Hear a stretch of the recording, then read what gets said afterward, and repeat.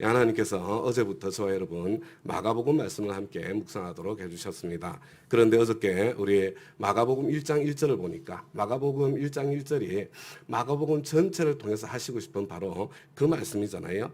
하나님의 아들 예수 그리스도 복음의 시작은 이러하다. 마가복음 1장 1절이 그렇게 되어 있습니다. 예수가 하나님의 아들이시고 그리고 그 예수가 그리스도이시고 그리고 그 예수 그리스도의 복음의 시작은 이러하다 이렇게 말씀하고 있는 내용을 저와 여러분이 보았습니다. 그런데 이 복음이라는 유한겔론이라는 이 단어가 참 그 당시 사람들은 너무나 명백하게 그 뜻을 알고 있었는데 지금 저와 여러분은 그 뜻이 선명하지 않은 것이 사실인 것 같습니다. 어저께 말씀드렸던 것처럼 이 복음은요, 유한겔론은 이겼다, 우리가 승리했다, 승리의 새 시대가 도래했다는 그런 뜻입니다. 새로운 왕이 등극했다, 새로운 황제가 탄생했다. 무슨 이야기입니까? 새 나라, 새 시대가 열렸다는 그 기쁜 소식을 복음이라고 이야기를 하는 겁니다. 그래서 하나님의 아들 예수 그리스도 이야기가 뭐냐면 예수가 하나님의 아들이시면서 메시아이면서 새 시대를 열었다는 뜻이고 그리고 새 시대의 왕이 되셨다는 그런 선언과 똑같은 것이다. 이렇게 생각을 하면 될 것 같습니다. 그리고 여기에 보면 하나님의 아들 예수 그리스도 복음의 시작은 이러하다 이렇게 이야기를 했는데 이 시작에 대해서 말씀하시면서 그 내용이 다른 것이 아니라 바로 구약에서 예언되었던 그 일이 일어나고 있음을 참 메시아가 오시기 전에 그 길을 예비하는 사람이 나타날 텐데 참 바로 그 사람이 다른 사람이 아니라 세례자 요한이 바로 그 역할을 했던 사람이라는 것. 세례자 요한이 나타난 것을 보니까 틀림없이 이제 메시아가 올 때가 되었다는 이렇게 출발되었다는 구약과 연결선에 있다는 것을 어저께 이제 말씀을 해주신 거죠. 이제 9절 말씀을 보니까요. 그 무렵에 이 세례 요한이 그런 활동을 하고 있을 때에 예수께서 갈릴리 나사렛으로부터 오셔서 요단강에서 요한에게 세례를 받으셨다. 이게 뭡니까? 예수님께서 이제 공식적으로 공생애를 시작하시는 바로 그 장면이 되는 거죠. 사람들이 그렇게 이야기를 합니다. 이 세례는 회개 세례인데 아니 왜 예수님이 회개 세례를 왜 받습니까? 그런데 사실은 예수님 당신의 죄를 깨끗이 씻기 위해서 세례를 받았다. 그런 뜻이 아니라는 것은 저와 여러분이 지금은 다 아는 거죠. 그죠? 예수님께서는 온 인류를 대표해서 저와 여러분의 죄를 씻어주기 위해서 오신 분이시기 때문에 바로 온 인류의 죄를 대표로서 세례를 받은 거다. 이렇게 생각을 하면 크게 무리가 없을 것 같습니다. 뿐만 아니라 하나님께서 질서를 얼마나 소중히 여기시는지 그것을 다시 한번 볼 수 있는 거죠. 예수님께서 공식적으로 그러니까 왕으로서 이 사역을 시작하기 전에는 참 아무리 왕자로 태어났다고 하더라도 어렸을 때는 그 후견인 아래에서 머물며 배우고 성장해야 되는 그런 과정이 있어야 되잖아요. 그 안에서 질서 가운데서 성장하고 자라가는 과정이 있는 거죠. 예수님께서 이 세상에 하나님의 아들로서 이 사역을 시작하기 전에 한 인간으로 오셨기 때문에 이제 세례자 요한을 통해서 세례를 통해서 세상에 등장하는 이 질서를 예수님께서 따르기를 선택하셨다는 것을 볼 수가 있습니다. 저 여러분이 하나님 앞에서 하나님께서 세우신 질서를 존중히 여기고 그렇게 겸손한 사람으로 하루하루를 살아가는 것이 참으로 중요하겠다 이렇게 생각이 되어집니다. 근데 예수님께서 세례를 받으시고 옛날 세례는 여기 세례 앞에 13 이렇게 되어 있는데 성경을 살펴보면요. 세례라고 번역된 모든 단어 앞에 이렇게 부호가 붙어 있습니다. 왜냐하면 이 세례에 해당되는 그러니까 이 밥티조라는 영어로는 뵙티즘이잖아요. 이 단어가 원래 없어요. 그러니까 영어로도 없는 단어고, 그러니까 이 뭐라고 번역하기가 힘든 단어예요. 그런데 어떤 성경은 침례라고 번역을 하고, 어떤 성경은 세례라고 번역을 하는데, 원래 이 밥티조는요, 물 속에 들어갔다가 완전히 물 속에 잠기는 거거든요. 그리고 난 뒤에 물 위로 올라오는, 그러니까 우리가 흔히 이야기하는 침례교에서 이야기하는 침례가 원래 이 밥티조에 훨씬 더 가까운 뜻이다. 이렇게 생각을 하면 됩니다. 그래서 이 성경에 보면 세례라는 단어 앞에다가 이렇게 문자가 붙어 있고요.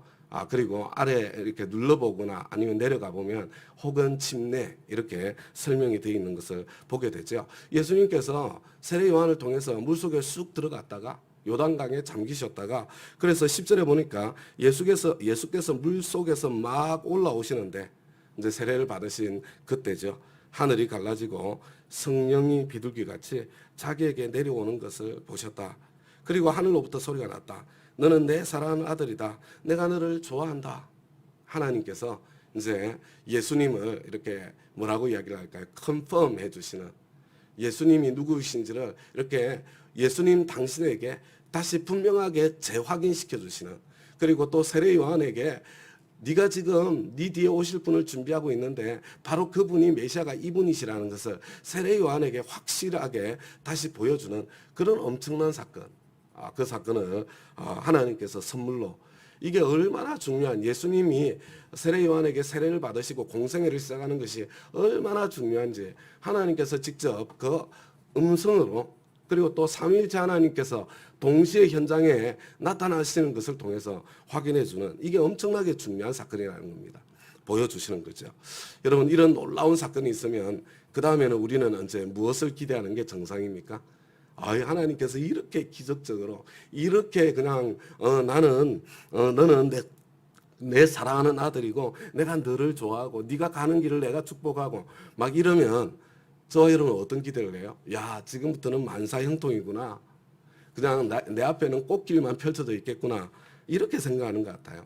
그런데 12절 말씀을 보니까 그리고 곧 성령이 예수를 광야로 내보내셨다.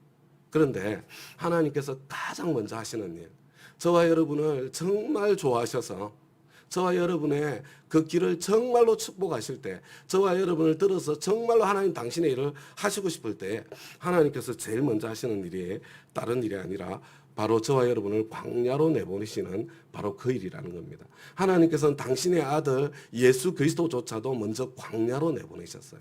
하나님께서는 참 여인이 낳은 자 중에 가장 큰 사람이라고 할 수 있는 세례자 요한을 참 그 놀라운 사역을 위해서 준비시키기 위해서 광야로 내보내신 거죠.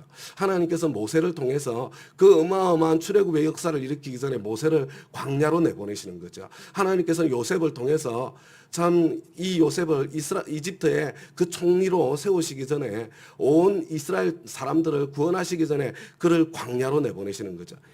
끝없는 이야기입니다. 끝없는 이야기. 하나님께서는 당신이 정말로 좋아하실 때, 당신이 정말로 믿어주실 때, 그때 다른 것이 아니라 이 사람을 광야로 내보내시더라. 광야에서 훈련시키시더라. 광야에서 만나주시더라. 광야에서 다듬어 주시더라. 하나님의 아들조차도 광야에서 하나님께서 이분을 세우시고 다듬어 가시는. 그래서 저와 여러분이 광야에서 시간을 보내고 있다면 그 시간을 허비하면 안 됩니다. 우리의 광야 시간은 불평불만 원만으로 보내기에는 너무나 아까운 시간이에요. 그러면 그럴수록 그 시간만 연장될 뿐입니다. 이 광야의 자리는 너무나 복된 자리죠. 내 하나님의 사람으로 세워지는 거죠. 여러분, 왜 이 광야가 중요하냐면요, 이 광야를 통과하면서 비로소 내가 내 인생의 왕으로 살다가 하나님만을, 예수님만을 내 인생의 왕으로 모실 수 있는 진정한 회개가, 진정으로 왕을 바꾸는, 진정으로 하나님 나라에 들어가는, 내가 하나님 나라 백성이 되는 그 일이 이 광야에서 이루어지기 때문에 광야가 너무나도 중요한 거죠. 하나님의 사람의 일생 가운데 광야가 없는 일생은 세상에 없다는 것. 혹시 오늘 하나님 앞에 서 있는 저와 여러분 가운데 지금 내 인생이 메마른 광야 같습니다. 하나님께서는 저를 만나주셨고 저를 내 아들이라고 불러주셨고 저를 기뻐하시고 좋아하신다고 말씀해 주셨는데 왜 제가 지금 이 광야의 시기를 보내고 있습니까? 혹시 그런 자리에 있다면 이게 예수님도 통과하신 자리구나. 예수님이니까 40일에 끝난 거예요. 세례자 요한은 거의 30년의 세월을 광야에서 보낸 거잖아요. 모세는 40년을 광야에서 보낸 거잖아요. 실제로는 80년 전부가 광야에서의 삶이었잖아요. 저 여러분, 이 광야 길을 참 너무 내가 이렇게 불평과 원망으로 연장시키는 그런 시간이 아니라, 원래 신앙의 성장은 내가 죽고 예수가 사는 거거든요.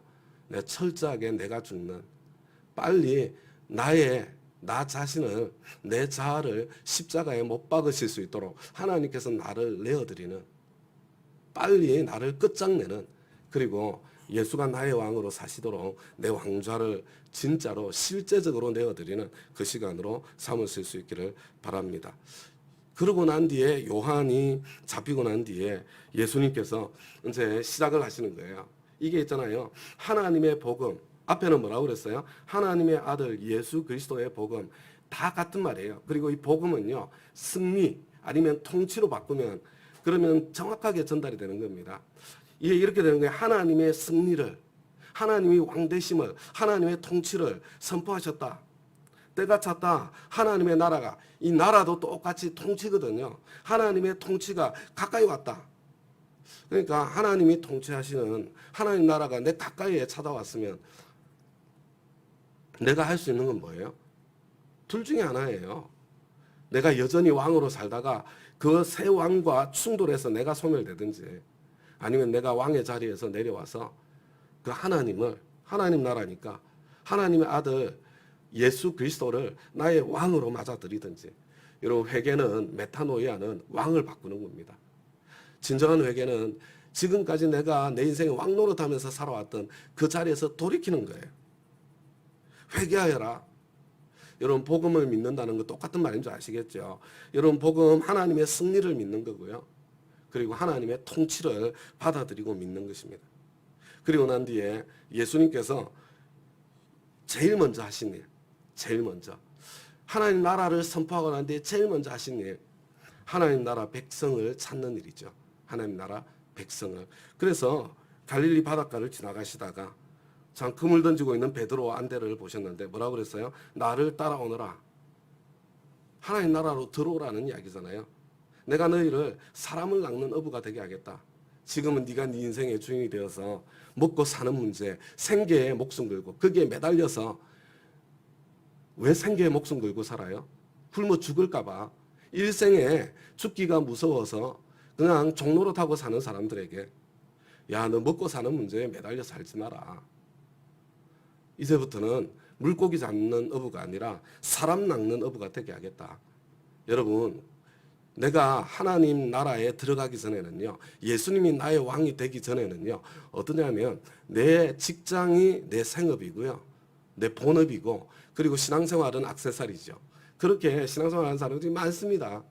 그런데 우리가 왕이신 예수님을 만나면 그때 바뀌는 거예요. 내 본업이 영혼권에서 제자 삼는 거고, 내 직업은 나의 부업이 되는 거죠. 바울에게 복음 선포하는 것이 본업이고 텐트 메이커는 부업이었거든요.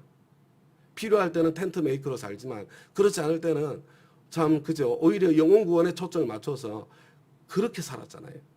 그러니까 여기 하나님 나라에 들어가는 사람의 모델이 명백하게 나오는 거예요. 18절에 보니까 그들은 곧 그물을 버리고 왕을 바꾸는 겁니다. 왕을 바꾸는. 그들은 곧 지체하지 않습니다. 아니, 왕 앞에 섰는데 어떻게 지체할 수 있어요? 그들은 곧 그물을 버리고 예수를 따라갔다. 그리고 조금 더 가시다가 세베대 아들 야고보, 그 동생 요한, 그물 깃고 있는 것을 보셨는데 그들을 또 부르셨어요. 하나님 나라로 불러들인 겁니다. 그들은 아버지 세베대를 일꾼들과 함께 배에 남겨두고 곧 바로 즉시 예수를 따라갔다. 저와 여러분이 오늘 이 마가복음 1장의 이 사건들을 좀 깊이 묵상하면서 저와 여러분 자신을 하나님 앞에서 다시 한번 이렇게 되돌아보는 그런 시간이 되었으면 좋겠습니다. 여러분, 우리 복음은요, 죽어서 천당 가는 그 복음이 아니에요. 예수님께서 나를 찾아와 주셨을 때, 하나님 나라가 가까이 왔을 때 내가 지금 천국에 들어가는 겁니다. 지금 하나님 나라에 들어가는 거죠. 그리고 이 내가 들어간 하나님 나라는 죽음으로 끊어지지 않기 때문에 죽어서 간다고 하는 천국과 연결되어 있는 거죠. 내가 예수를 나의 구주와 주님으로 영접했는데도 불구하고 근데 여전히 나는 내가 왕이 되어서 세상이 나의 전부가 되어서 참 그런 것들이 본업이고 그냥 예수 믿는 것은 복음 정도로만 여기고 죽고 난 뒤에 천당 가야 되니까 복음 정도로만 여기고 살아가는 그런 신앙생활이 아니라 이제 하나님 앞에서 우리 신학교회 때 예수를 만났던 사람들이 그랬던 것처럼 내가 예수 따라가는 삶, 영혼 구원하고 제자 삼는 삶을 나의 본업으로 여기고 그리고 나머지 모든 것들을 나의 부업으로 삼고 하나님께 주신 사람들을 만나고 사람들을 구원하고 사람들을 세울 통로로 주신 그 자리인 줄 알고 그렇게 우리의 삶이 근본적으로 달라지는 그런 혁명의 역사가 저와 여러분 가운데 풍성하게 나타나기를 쉬운 일 아닌데 그죠? 그렇지만 성경 말씀대로 여러분들에게 도전합니다. 제가 다시 한번 말씀드려요. 이거가 제가 지금 하는 이야기가 무슨 말인지 알아들으시는 분들이 계실 거예요. 근데 그런 분들은 틀림없이 광야를 통과했습니다. 광야를. 어쩌면 광야를 통과하고 있을는지도 몰라요. 그 광야의 시간을 만약에 통과하고 있다면 그 광야는 참 하나님께서 진짜 나를 하나님 나라 백성으로 삼아 가시는 그런 축복의 시간, 은총의 시간이라는 것, 그것을 기억하면서 우리 이 광야를 통과하는 신속히 통과하는 방법은 두 가지밖에 없습니다. 감사와 순종으로 통과하는 거거든요. 하나님 감사합니다. 나를 그렇게 믿어주시고 받아주시니 감사합니다. 하나님 참 이 과정을 통해서 이루실 일들로 인해서 감사합니다. 그래서 순종하는 거예요. 내 지성 감정, 경험 전통과 충돌할 때 그죠? 왕이 바뀌었으면 그분의 말씀을 따라 움직여야 되잖아요. 내 지성 감정 경험 전통이 중요하지 않다는 것이 아니라 그것보다 더 위에 하나님의 말씀, 예수님의 부르심, 그것을 내가 붙잡고 순종의 발걸음 내디뎌가는 바로 그 과정을 통해서 이 광야가 신속하게 지나가는 그런 은총과 은혜가 있으시기를 우리 주님의 이름으로 부탁을 드립니다. 우리 말씀의 응답에서 참 기도하고요. 개인 기도 시간 갖도록 그렇게 하겠습니다. 하나님 아버지 주님 은혜에 너무나 감사합니다. 사실 제 마음은 새 구정을 지나고 이 음력으로 새해를 맞이하면서 하나님의 축복의 이야기, 이렇게 위로의 이야기였으면 참 좋을 것 같은데, 그런데 하나님께서는 우리 다운 교회가 하나님 앞에 준비된 교회라고 생각하셔서 이 하나님 나라로 부르시는 그 부르심의 참 메시지를 저희들에게 주신다고 이렇게 생각이 되어집니다. 하나님 나라가 이미 가까이 왔고 이미 시작되었는데 저희들은 하나님 나라에 들어갔는데 예수님을 왕이라고 고백한 사람들인데, 그런데 실제 내 삶의 모습은 전혀 그렇지 않은, 여전히 내가 왕인 그런 삶의 자리에 있음을 아버지 하나님 돌아보게 됩니다. 하나님 불쌍히 여겨주시고 은혜를 베풀어 주시기를 간절히 구하고 소원합니다. 하나님 참 광야의 때를 통과하고 있는 우리 다음 가족들은 아버지의 영의 눈이 활짝 열려서 참 그 광야를 통해서 예수님이 나의 왕이신 왕 되신 삶이 완성되어지는 참 그래서 정말로 주님께서 마음껏 쓰실 수 있는 사람으로 빚어지고 세워지고 준비되어지는 그런 은총의 시간 될 수 있도록 주님께서 역사해 주시고, 그리고 주님 우리 다음 가족 한 분 한 분을 마음껏 높여 주셔서 아버지 하나님 세상을 내 주위에 있는 사람들을 섬겨내고 가는 곳마다 서 있는 곳마다 하나님 나라가 더 왕성하게 오게 하는, 임하게 하는 그런 통로들이 다 될 수 있도록 천국을 만들어내는 바로 그 사람들이 될 수 있도록 하나님께서 역사해 주시고 은혜로 함께해 주시기를 간절히 구하고 소원합니다. 주님께 감사드리며 예수님 이름으로 기도드리나이다.